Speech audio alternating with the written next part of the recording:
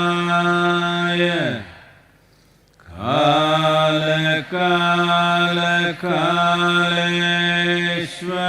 कालकालकालेश्वराय शिव शिव सर्वेश्वराय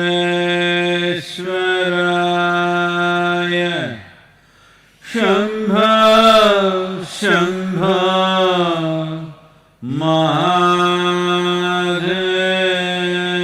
महादेवाय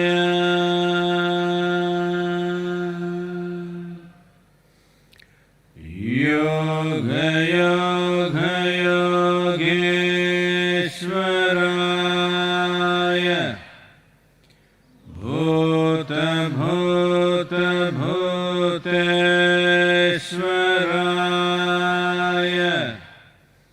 काल काल कालेश्वराय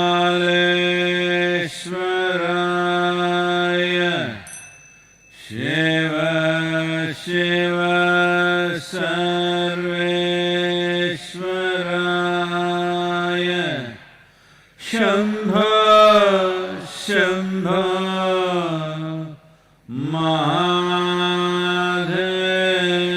महादेवाय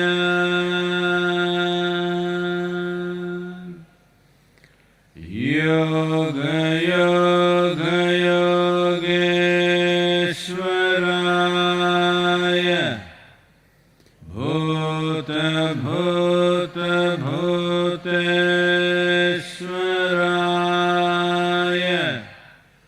काल काल कालेश्वराय शिव शिव सर्वेश्वराय शम्भो शम्भो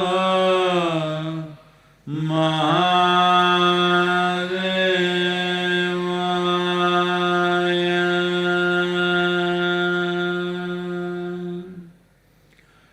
योग योग योगेश्वराय भूत भूत भूतेश्वराय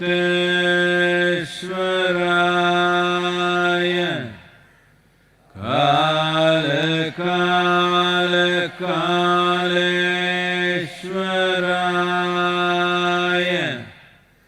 Shiv Shiv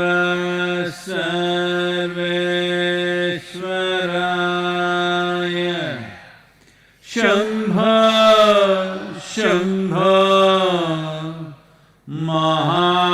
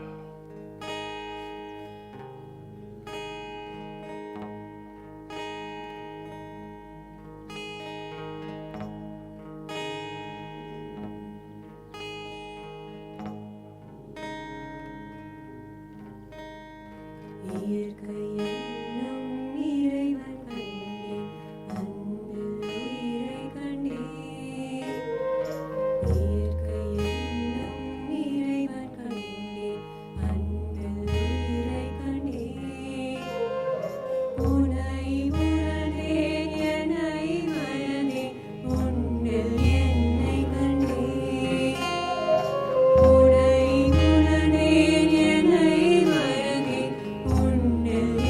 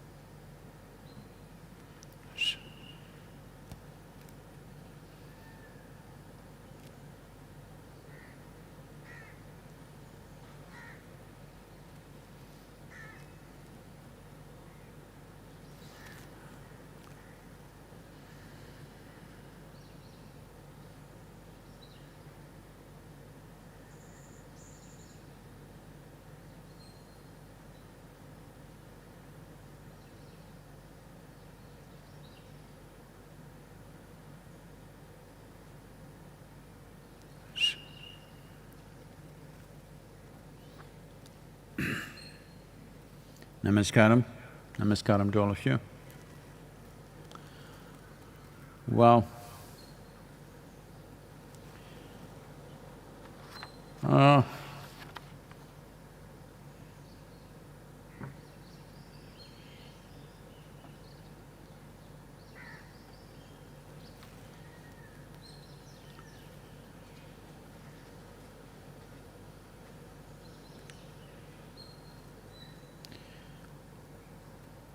well, the number of deaths due to the virus is increasing, particularly in certain countries. United States has crossed 50,000. Italy has crossed 25,000. Spain, France, over 20,000. UK just about close to 20,000. Nearly 200,000 deaths in the world and over 3 million cases. India, 23 cases, 718 deaths, 37 in the last 24 hours. But fortunately, in India, it is geographically contained. Certain cities are a bit out of control, like Mumbai, but large parts of the country is completely free from it, thanks to a stringent lockdown that the nation went for, which is paying results. At the same time, it can also take a different kind of toll. Collateral damage is happening, which is hard to keep note of. Almost 2 or 3 weeks ago, I said this is something we need to take care of, but now the chorus is building up about that. That is, various other ailments with which people were suffering. There are people who need dialysis, there are people who need chemo treatment which cannot be postponed. And for cancer, for cardiac ailments, for various surgeries, renal problems, all these people are not getting the necessary attention that they must get, unfortunately, because everything is focused towards the virus right now. So it is taking a certain amount of collateral damage. We ourselves here at the yoga center have paid a price today. A very iconic life that lived here with us. Bhairava, the wonderful bull who was with us for many years now, today passed away.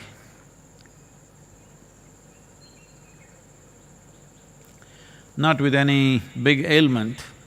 A few days ago, he had a small fracture in his ankle, and because there was no surgery to be done, no veterinary hospitals open or what doctors willing to visit, this complicated itself into some kind of a… it developed into something else altogether, and he passed away today morning. I think the images of Bhairava are there on the screen for everybody to see. He was a grand life, he was with us, and well, this is happening all over the world, to people, to animals, to everybody, but everybody's focus is on the virus, as it should be. Not that we're complaining about it, but these collateral damages can go on increasing, as for weeks on end, hospital outpatients are not open.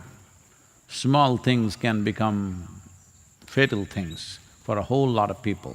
Small things with a little treatment, they would be out of it.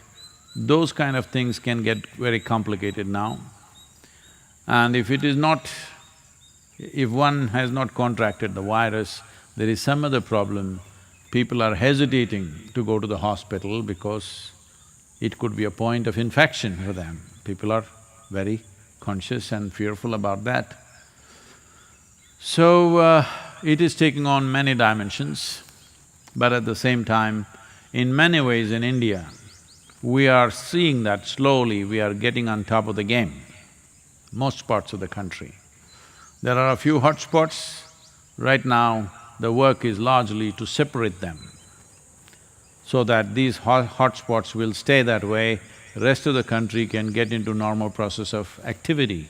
That's what right now the plan is, and they're looking how to do this effectively. If you do not know this, I think the next 4 days, a curfew has been declared in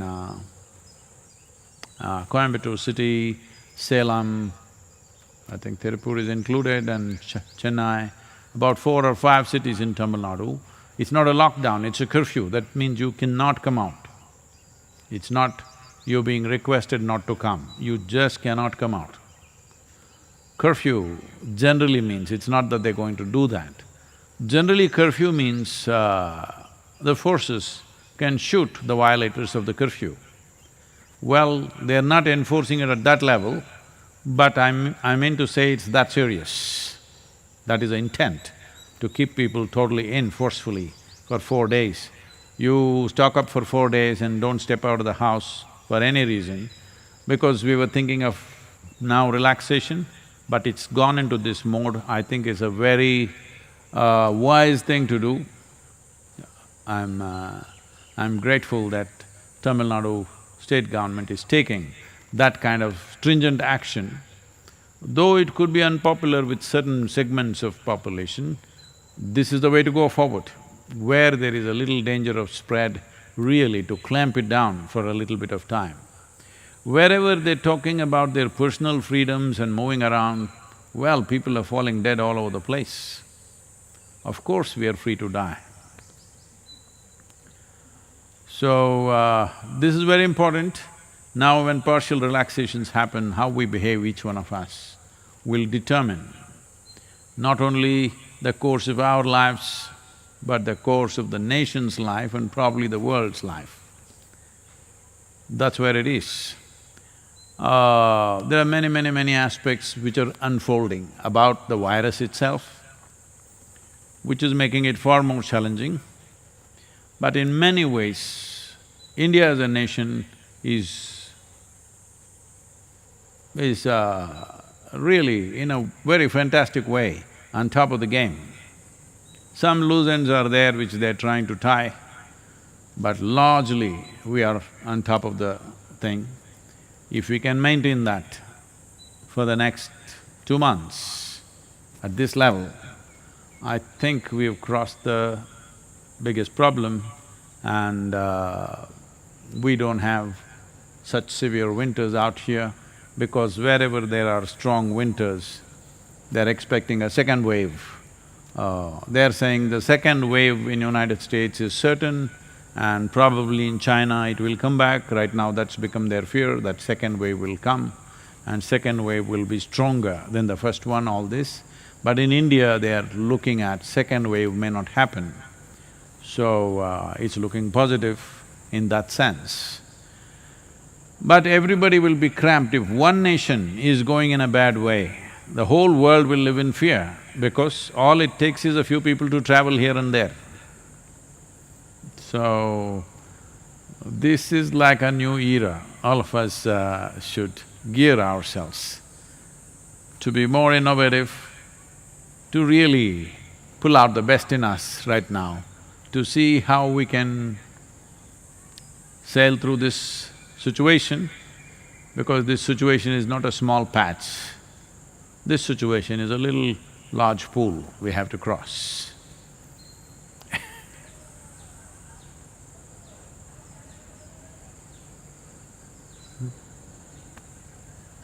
Namaskaram Sadhguru.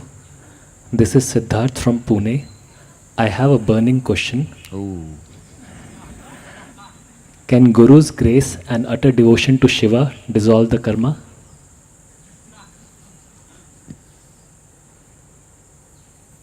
I think we've gone through this in the last few days.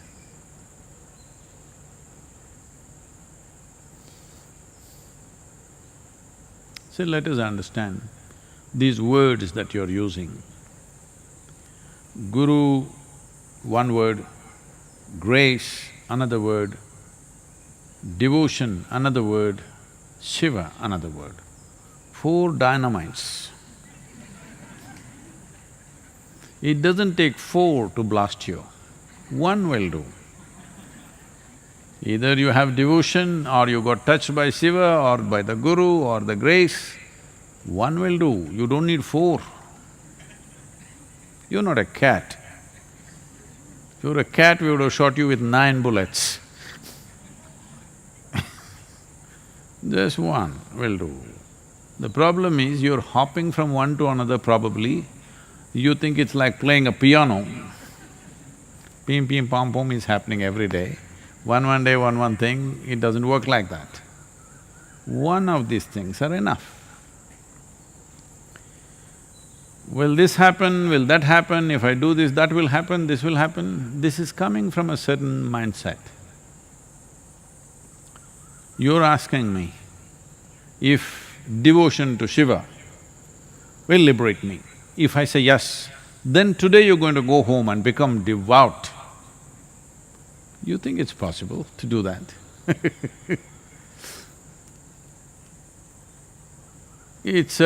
Devotion happens not as a practice. When you clearly recognize, not by believing, you clearly recognize by experience, something is larger than yourself. Something is way bigger than you. Slowly you become a devotee. It becomes natural, not a cultivated devotion.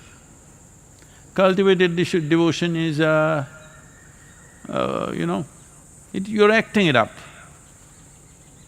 I have always been trying to remind people, there are mostly, I'm saying, most of the people within the yoga center, you can see there is some sense of devotion in every step. But some are… These days I'm coming quietly on an electric machine, but otherwise, I'm driving a diesel car. It is not very quiet. Even if I'm driving right behind them, going, because they hear some car, but they go. Then somebody say, hey, Sadhguru, Sadhguru. Like this, they jump to the side and this. This is not going to work in your life, just know this.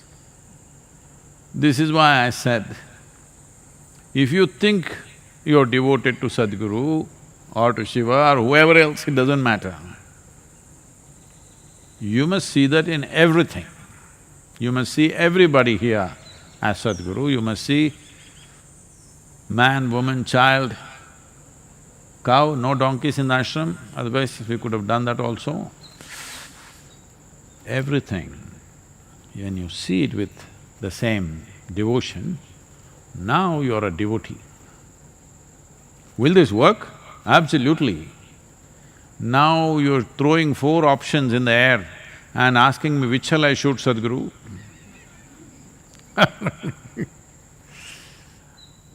See, a man went to an ophthalmologist, and after checking up the eyes, the doctor writing a prescription.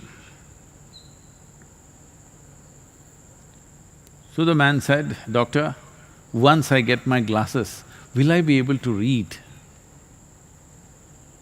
The doctor said, absolutely, definitely. You will be able to read. The man said, that's really great, all my life I could never read.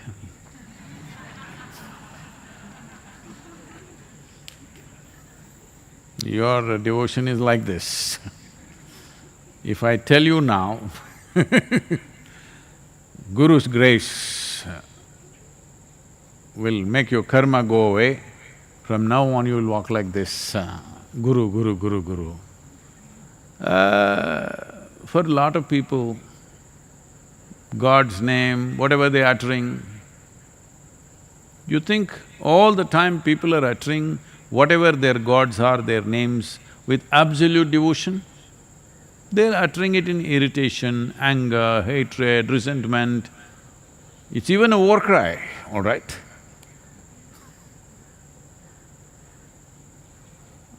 Most of the time, I would say, 98 to 99% of the time, whatever gods people believe in, those gods' names are not uttered in utter devotion.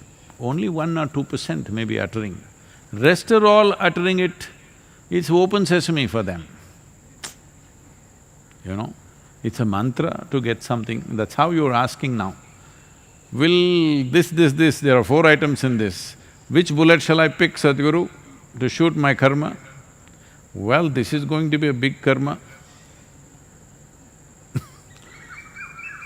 Wanting to shoot Shiva or your guru is going to be a big karma. It's not going to be releasing you from karma, it is going to be more entangling. Oh, Sadhguru, you never give a straight and simple answer, you're just complicating everything. Not me, you. I'm telling you, 1 bullet in the head will do. You're saying 4 bullets, where all shall I shoot? There's no such thing, 1 will do. Anyone. So, how many times will you get rid of your karma in this life? I want you to understand, as you sit here and breathe, and this machine is working and this machine is also working, this itself is karma. As you live, you're dissolving karma and you're picking up new karma, all the time happening. So you coming to this state, I want to get rid of all my karma, I want to get rid of all my karma, this itself is one big karma. You have to come to some sense of abandon. Because you are not going to get rid of your karma again and again and again, it's not going to happen like that. It's like breath. If you inhale, you have to exhale. If you exhale, you have to inhale. Well, this happened.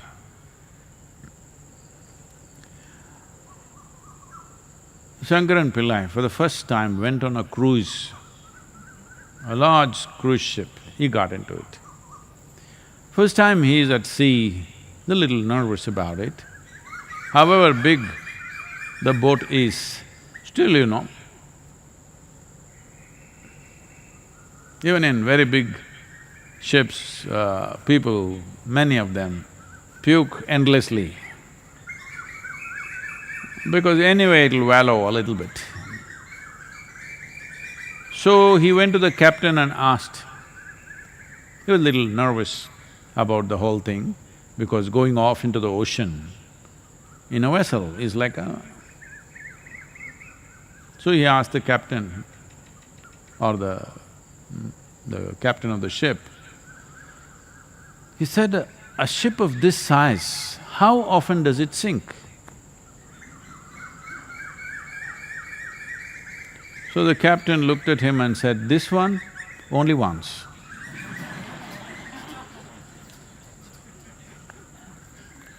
You have to sink yourself only once. You don't have to go on doing it all the time, there's no such thing. If you distance yourself from the karma-making machine, which is just your body and your psychological process, it's over, it's throwing up things, so what? Doesn't stick to you. What karma means is just this. To live here, you have to touch something. Without touching anything, you cannot live. Visually, by hearing, see right now you may not be going bird hunting, but in a way the birds are touching you with their evening concerns, their own stuff. What do you think? They're saying yoga? No, their own stuff. Because they have no concern about the virus. They're all looking down and thinking, when did all these idiots become so sensible? You know, quietly they sit, they move around very carefully, nobody is zooming here and there. They're all discussing, it's a debate going on there. When did all these idiots become this sensible? Will they stay this way or will they bounce back into their nonsense once again? That debate is going on. So you're touched by the birds, whatever you see, in every way, whatever you touch. No life can happen without touching a million things a day. Now suppose we quote you with I'm just trying to say a name without mentioning a brand, Anna Bond, that's also a brand. I'm saying that because it's still… I did something and it's still sticking on, it's not going off my hands, Anna Bond. It's a kind of a glue, liquid. A little I try to take, it's all over my hand and the damn thing won't go, it almost feels like it's going to peel off your skin. So suppose you are coated with one of these really super glues from head to toe. In 24 hours' time, just see what you will become. Hello?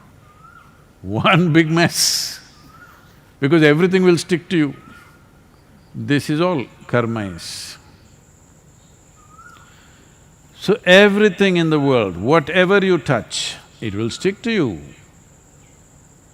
When everything sticks to you, well, initially when something stuck to you, you thought, this is wealth, this is relationship, this is marriage, like this you thought when something got stuck to you. But after some time, when too many things got stuck to you, then you see slowly face became long, you're looking grave. You're looking grave means you are either walking towards the grave or you're inviting the grave to come to you. One of these things are happening as a life. You may not have such a thought, but as a life, you are beginning to practice death. Acclimatization is happening. Yes, that's why we say a grave face. Means what? You are acclimatizing for death. Why? Because too many things sticking to you, big heap. To carry this heap and walk around, I just want you to just look at it. Whatever you identified with, everything got stuck. Let's say you went to work, you're very proud about your work and like this.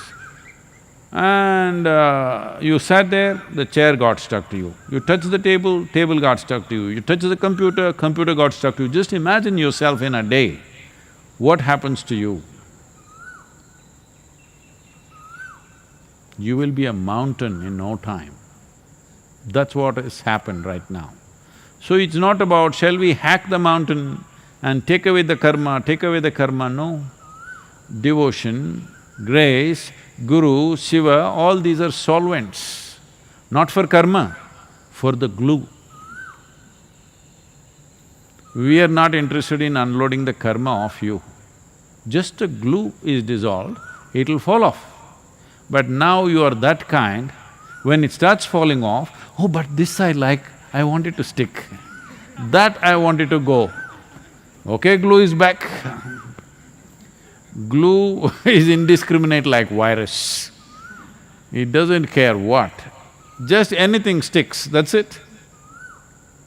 So, we have to just dissolve the glue, we don't have to dissolve the karma. If you dissolve the glue, karma will fall off into its place. Next time you go and sit in the office, the chair will go sit back in its place. I want you to imagine you're walking with a chair stuck to you, computers hanging from your fingers, That's all that's happening right now. People are carrying their job on their head, their family on their head, their world on their head, their wealth on their head. It's ugly, but what to do? In the society, certain people, if you're carrying a lot of load, they say, wow, so successful he is, he's got a mountain on his head. For all of you, what we should do is, to make you understand, I have ordered a 25-kilogram gold nugget. Gold. Hey, don't laugh, it's gold, pure gold. But you must carry it on your head, we'll fix it on your head. 25-kilogram gold nugget. Oh, people will see, what a wealthy man. Walk around and see, you will understand what is the problem of all this. So, don't go about thinking, what will do this, what will do that. All you have to do is just this. If you know how to simply sit here, like you're just born, with the intelligence of an adult, with an adult body which has its own issues, but you can sit here like you're just born. When I say just born, just born, not even eyes open. Because even that little guy, the moment he opens his eyes, meow, he will do. He's got his own stuff. When he's just born, like that if you can sit, simply with an adult body, with an adult intelligence, but not stuck to anything, simply. If you can sit here, that's it. This is what they were holding me to. Sadhguru, you said if you can simply sit with me for a moment, I will liberate you, but now you're going back on your word, 3 days ago they brought it up. I said, if you can simply sit with me, you're forgetting simply. We sat here. Yes, you sat here, so what? So, to do things little more alert, little more alert, or little absolute abandon. Alertness means you can come incrementally to it. If it's a question of awareness, you can incrementally grow into it. Not that you're becoming more aware, it's not right. You're becoming more alert. Alert enough that you will notice one day that awareness is the nature of your existence. Another way is to come to absolute abandon, because you spoke about devotion, Shiva, this is about total abandon. This you cannot do incrementally. This is a one-time jump. If you have to jump into something in such a way, you must be either crazy or absolutely fearless, because there are no such people absolutely fearless, you must be crazy. Otherwise, you will not come out clean. Because even to, people in the ashram, there is not so much of a problem.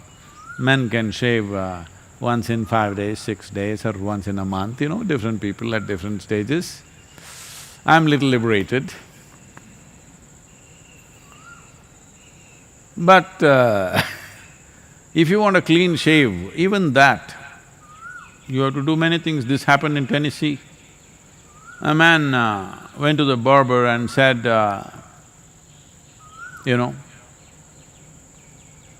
I got a new job and it's very important that I have a really clean shave.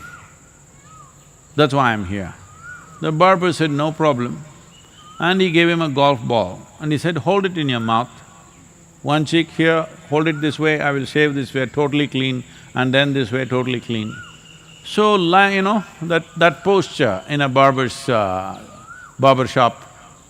chair, holding the ball like this, he got himself shaved, it came out really clean. Then he said, for a moment I thought I almost swallowed the ball. Suppose I swallow the ball, what happens? And then the barber said, no issue, like everybody else, bring it back after 2 days. This is karma. Keeps rotating. You're recycling the same nonsense, how long will you do it? One golf ball is enough to shave 100 people. So, this is happening not because of the activity, not because of the people, not because of the world, not because of the virus. This is happening because you're coated with glue. So, the 4 solvents you mentioned, any one of them is fine. Dip yourself absolutely, either in devotion or in grace or in Guru or in Shiva, just dip yourself absolutely any one of them, solvent will go away. After that, what is karma? There's no such thing.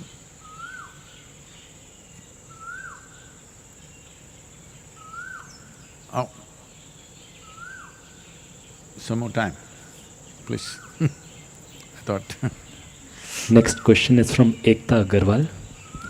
Please guide the women of the country who are dealing with lazy partners,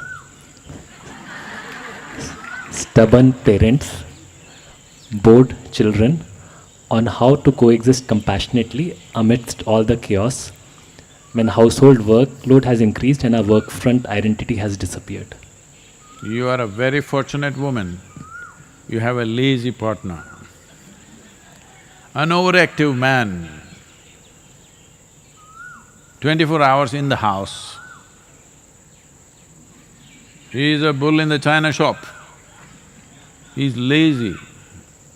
You are very fortunate because he either sleeps or watches television, something like that. If he was overactive, a whole lot of trouble. No, your idea of being a more active partner is that he will come into the kitchen and wash dishes and sweep the floor and… there are some very nice men like that, but most men are not like that. I'm not saying washing dishes is a woman's job, cleaning the house is a woman's job. No, but man doesn't mind living dirty.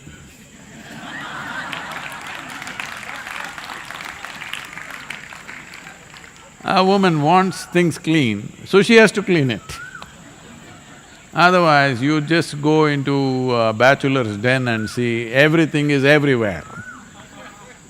They will go, they'll shower and come, they'll start picking, where is my underwear, where is my clothing, you know. Here at the yoga center, we are training the men to be little more disciplined. Otherwise, it is in the mindset of a man that, it's taken… I've seen in the last 40 years, I've been constantly trying to get people to park their footwear together. Because it's a male disposition to come and kick the footwear, one here, one there. Now we've we've awakened the feminine in all the men here at least, and in all our programs, that they all park their footwear properly. Usually, they will kick it out and because the woman cannot bear it, she will come and put it together somewhere.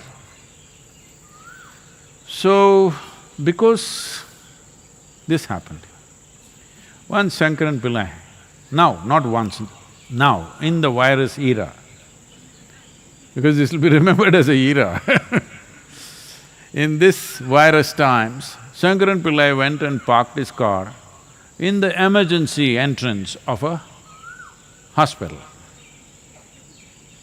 where the emergency lane. Then the police came and pulled him up and said, "What is this?" He said, "Well, it was marked there, fine for parking."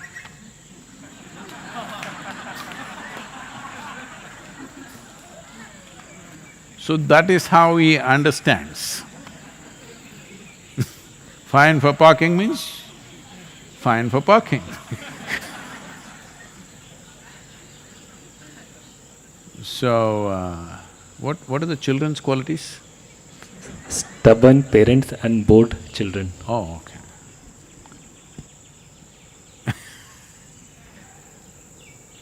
Stubborn parents, bored children. Well, this is the family we have bred, isn't it? And you losing your professional identity, that's a good thing actually for some time, unless you're working from home. This is important to understand. that this is the best time if you want to transform your family, whatever they are stubborn, they're bored, they're lazy, they're overactive, they're nonsensical, whatever they are, different people are different things. But now you have them captive in your home. If you want to transform them, this is the best time. Because once they go out, they're not available. So whichever way you wish to transform them, if you want to try, there is no better time than the virus era, because they're all stuck in the house. They have to… If you say 10 things, at least 2 things they must do, they can't just ignore it. However stubborn or lazy they are, or however bored they are, if you say 10 things, at least 2 things they got to do, because otherwise, nourishment is in your hands, from what I understand.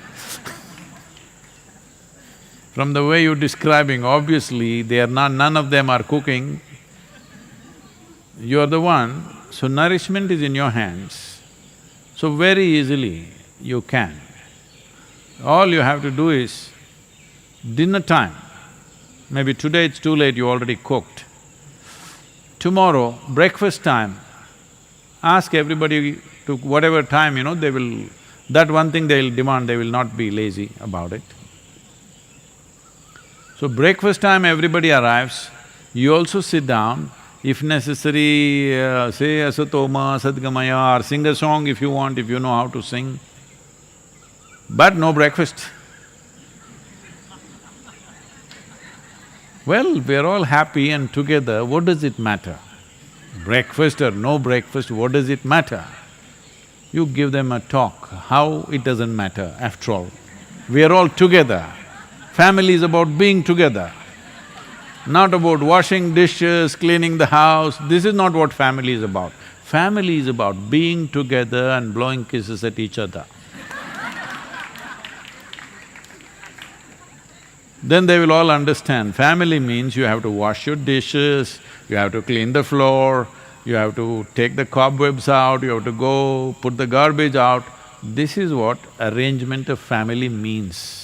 In all this, with garbage bag in your hand, if you can also blow a kiss, you're doing great. But if you cannot, just do that, because that is the first aspect of the family. It's an organization. It's an organization where people have to eat, people have to live, people have to live there, that means a few things have to be done first. After that, how loving and wonderful you are is after that, you better get that. So, tomorrow morning if you invite them to the breakfast and give them a nice shloka or a song or whatever you know, and tell them how we are the most fantastic family, let's live together really lovingly, holding hands, doesn't matter what is breakfast. Petty things like that is not our concern. Well, lazy people will get fixed, stubborn people will get fixed, bored people will get interested, everything will happen.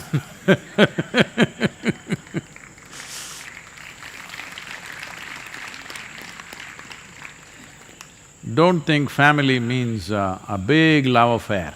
No, it's a lot of management. You can manage lovingly, that's a different matter. But lots of management, otherwise no relationships will endure without sensible management of situations. Very important. Yoga yoga yogeshwaraya bhuta bhuta bhuteshwaraya kala kala kaleshwaraya Shiva Shiva Sarveshwaraya Shambho, Shambho, Maha